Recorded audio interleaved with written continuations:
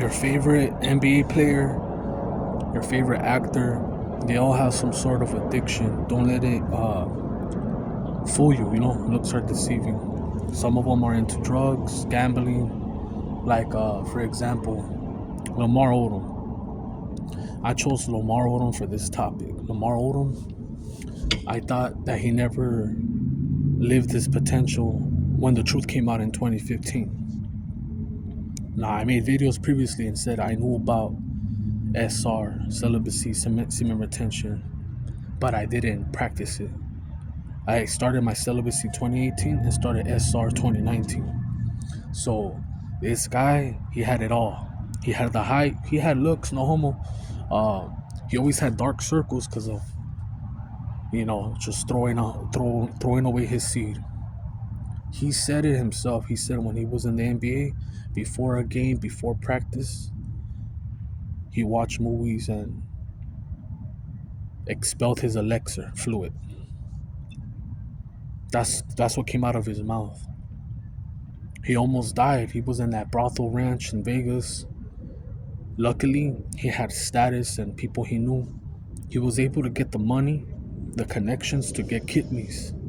The regular Joe Schmo doesn't have that power. Dick Cheney could get 20 heart transplants. We can't. So him having status and people that love him and the right connections at the right time and the Most High helped him, and he did change. Now all he does is now smoke weed, and I don't see weed as a bad thing if you came from crack, popping Xanax, you have anxiety, pain, depression. Some people can't handle weed, they get panic attacks. Some people could, but I'd rather him do that than take Zoloft for depression and off himself, So I'm happy for him. I'm happy that he got to experience more things than any other regular person. But it's causing the effect was the lust. He wanted more, and it was never enough. And now I'm starting to see more guys open up and say, man, I have money, I have this, but I still have a void, and they're spending money on OnlyFans or other sites, other, and that's why I'm trying to say that the semen retention thing is priceless. It's priceless. It won't fix all your problems, but it does help any type of void you have. Nah, it's not gonna fix all your problems. If you have too many problems, it's not enough, but it's good enough. That's what I'm trying to tell you. And Lamar Odom is the perfect example. I think God humbled him.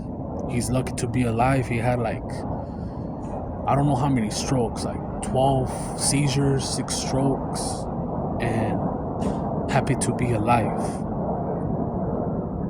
And he's not the only star. There's a lot of stars that are struggling with drug addiction. For example, Oscar de la Hoya. I'm gonna make more videos. Oscar de la Hoya, growing up, I looked at him like his life was perfect. The golden boy. He's happy. He's humble. He's the underdog because he's pretty good looking. They took his kindness for weakness. Oh, he's a pretty boy. He ain't got popped, and he never backed down. But then you see videos of him being, a two-faced, a snake. He ended up becoming not the perfect role model. Scamming. I'm pretty sure at one time he's like, man, Don King is a scammer. He steals from his fighters, and then he became the same thing. And gambling, drugs, and sex is involved. And that's why the only difference is the money. Money doesn't solve your problems. If you have lots of money, like me, see right now I can't control my eating. For some strange reason, I win a lawsuit, a settlement. I win the lottery, right? Let's just hypothetically say that. If I can't control my eating, I'm gonna end up like Dave Blunt. I'm gonna end up like Big Pun.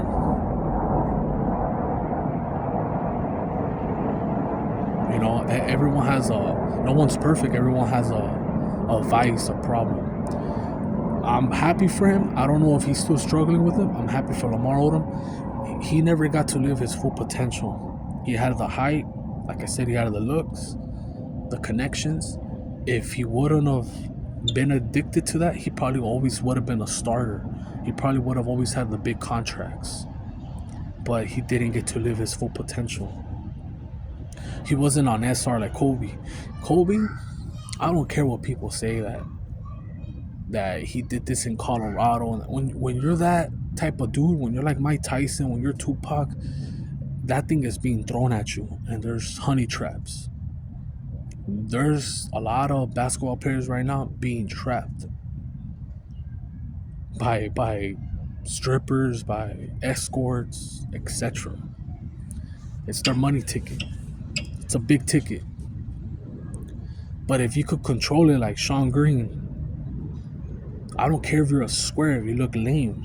If you could control it like Mark Madsen, undercover, little lame square, but you about your money, you're gonna be okay. Not everyone could control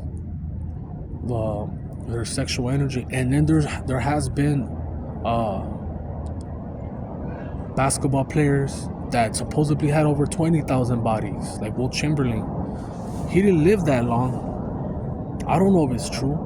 And then you got Magic Johnson. He lived a fast life and he's still alive. But no matter what, even if he cured it, no matter how much money he has in the States, people that know about him, they have that perception of him, like, oh, you have that. If I'm Magic Johnson, I'm going somewhere else, different countries, and money talks. You know what I mean? But yeah, these addictions could ruin you. And I know my addictions, I know my weaknesses. I'm just not ashamed about it because, like I tell you in all these videos, there's a lot of dudes that fake the funk. There's a lot of dudes right now that, oh, I don't watch it. No, I don't cheat on my wife, and they do that same thing. No, I don't do drugs. I did all that. I did coke, and the reason I didn't like coke, I don't know if you've heard people say, oh, I get beer balls, or I get crazy when I do meth, or back then I used to like to get crossfaded. I used to like to smoke weed and drink. So when I would take a bunk, it would cancel out the alcohol, and then I would get real aggressive. So any little thing that triggered me, I want to take off on you, or I will take off on you, and it didn't benefit me. So I had to stop that. I let it go, and I only stuck to drinking and smoking. And my perfect thing was being high with a blunt and like 7-8 beers, eight to 7 beers, because after like 12 beers, I would just be peeing and peeing and peeing. But you see, I know myself. I always like kept track of like my analytics on myself. Like, oh man, I can't go beyond 12 beers because then I get wet dick. I'm gonna keep peeing. Or I only smoke a blunt or two and I wanna go to sleep. 8 beers will keep me cool. Then I'm happy, you know, just chilling. While I relapse, who knows? It's been a long time already. I haven't dabbled in smoking weed since 2018. I haven't drank a sip of alcohol since 2020 of October, November. Don't know the exact date on that one.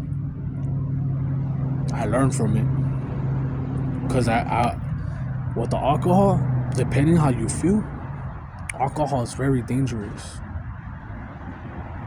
You could have the munchies and get on a car instead of getting an Uber and kill someone.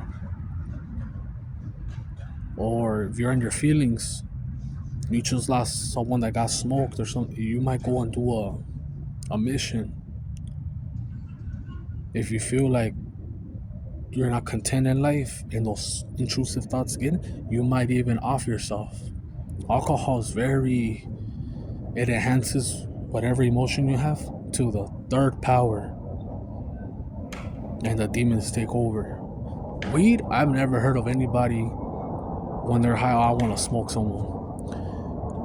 The dudes that you see that smoke weed and smoke other people, they already had problems before weed. They've already had ops. And they've done a lot of things in the closet that they have to keep smoking to forget all the people that they've done wrong or hide the dirt that they have. It's not because of weed. I sometimes crave weed. Right now, I haven't had no craving of alcohol, but I've had a craving when I bump Bone Thugs. That's the only thing that I crave, and I love Bone Thugs. But yeah, Lamar Odom, I know you ain't gonna see this video, man. I'm proud of you, dog. You got to play in the NBA. You got to have the woman you wanted. You live and you learn. I'm glad you're still alive. And I'm gonna make other videos over these players.